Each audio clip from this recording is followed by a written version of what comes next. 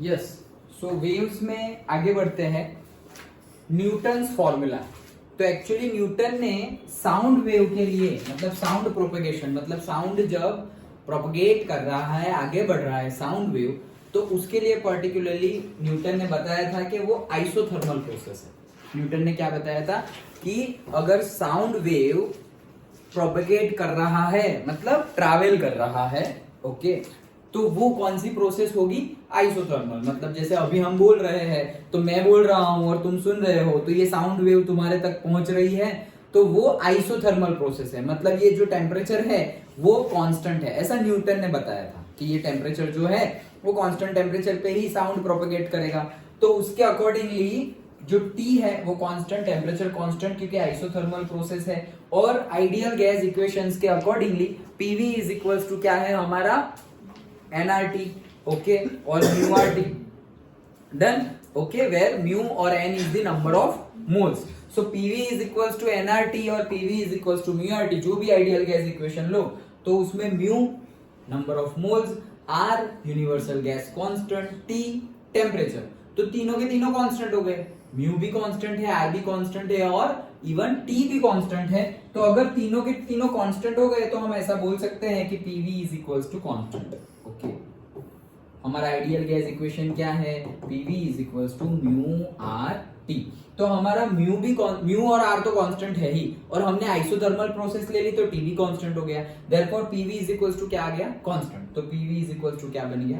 Constant, okay. ये तो हमें पता ही है। नाउ लास्ट क्लास में हमने डिस्कस किया था कि वेलोसिटी का फॉर्मूला क्या होगा, याद है ना? तो वेलोसिटी का ये फॉर्मूला हमने देखा था, that is square root of E by rho, where E is the modulus of elasticity. और मैंने बताया था मॉड्यूलस ऑफ इलास्टिसिटी कौन से मीडियम की और कौन से मैटर की सबसे ज्यादा होती है? सॉलिड, लिक्विड या गैस?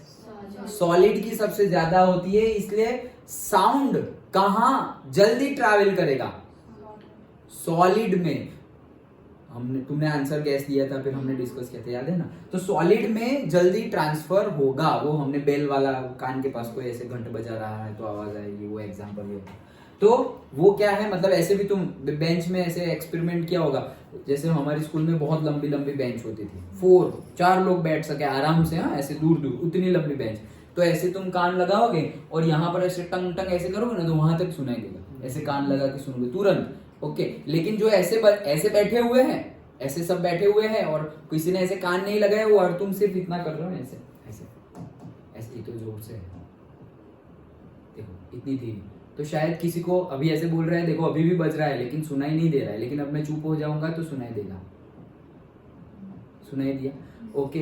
तो लेकिन अगर मैं यहाँ पर ऐसे, तुम में से कोई ऐसे यहाँ पे कान रख खड़ा हो रहा है और मैं धीरे धीरे बजा रहा हूँ, तो भी उसको तो सुनाई देगा, क्योंकि सॉलिड से ट्रांसफर हो रहा है। जोर से सुनाई, हाँ, उसको तो जोर से सुनाई देगा जो ऐसे कान लगा के सुन रहा है, ओके। सो वेलोसिटी का ये फॉर्मूला हमने कल डिस्कस किया था, square root of E by rho, okay, where rho is the density of the medium. Isothermal process के लिए ये जो हमारा यंग्स मॉड्यूलस ऑफ इलास्टिसिटी है वो हो जाता है directly equal to the pressure जितना। For the isothermal process Young's modulus of elasticity वो क्या हो जाता है? प्रेशर जितना, याद रखना, ओके।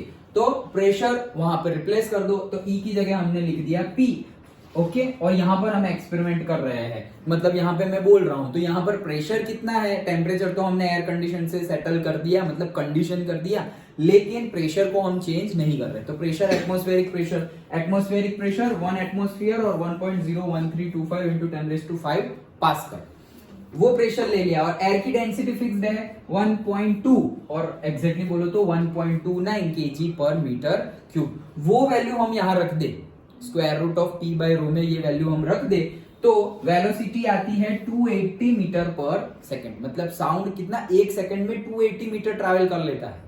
सोचो, साउंड सिर्फ और सिर्फ 1 सेकंड में 280 मीटर। ये पूरी की पूरी लेन जो है ना, तुम जो रोड से आ रहे हो, ये सोसाइटी वाली, वो 100 मीटर की है, तो वैसी दूसरी और वैसी तीसरी 280 मतलब 300 ही हो गया ना, तो वैसे 3 इतना ट्रैवल कर देता है साउंड सिर्फ और सिर्फ 1 सेकंड में, ओके।